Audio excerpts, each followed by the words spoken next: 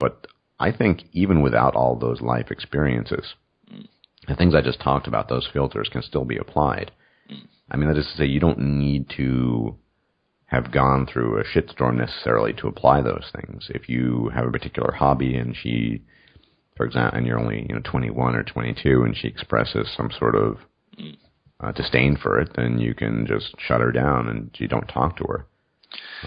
Yeah, I mean, just from my experience back when I was at that age, what I'm thinking about is how, and not deliberately manipulative that women can be, but they know how to utilize sex and know how to use it to their advantage. And I know that a lot of times I was just, at that age, if it's in front of me, I was going to take it. And they can manipulate me. It's tough, yeah. They can manipulate me to do anything. So my just concern is with a lot of younger guys because they don't have that experience where they...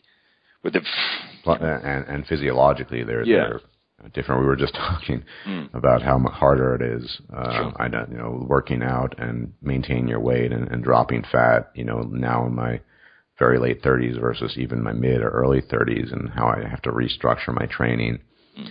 But one benefit is, I'm just not as horny as I used to be, and I'm far more interested in just companionship than I am pure sex. I mean, in fact, sex is kind of the last thing in my mind.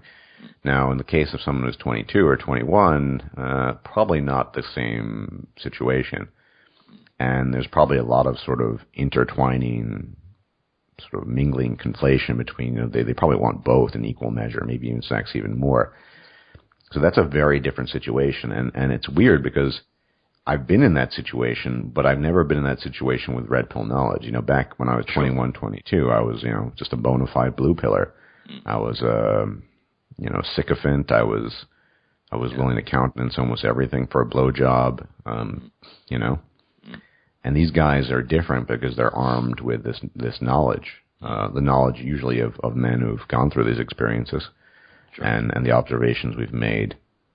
And that's a new situation because that's not one I've been in or you've been in. You weren't 21 and with this knowledge in your head. So that's right. I don't really know, but once again, I think, there's the sexual interaction, which is kind of a separate issue, and I don't think you necessarily need to apply the filters I talked about to sexual interaction. If you just want to fuck, that's not that difficult. Now, of course, there are a lot of risks there, and I personally think, depending on the context, I've just remained abstinent for over 4 years, but it can be risky, she could mysteriously get pregnant. If it's a fuck buddy, it could, false rape back. There are all kinds of risks involved. Yeah. And that needs to be weighed in carefully as well. And so I think in a way, the young red pill man has a lot more challenges than just being a bona fide blue pillar who is just going to, oh, I'll do this for you if you suck my dick kind of thing. Right? Yeah, absolutely. It's been a blessing for me. You've helped me to a great regard, so has Barbarossa, just in terms of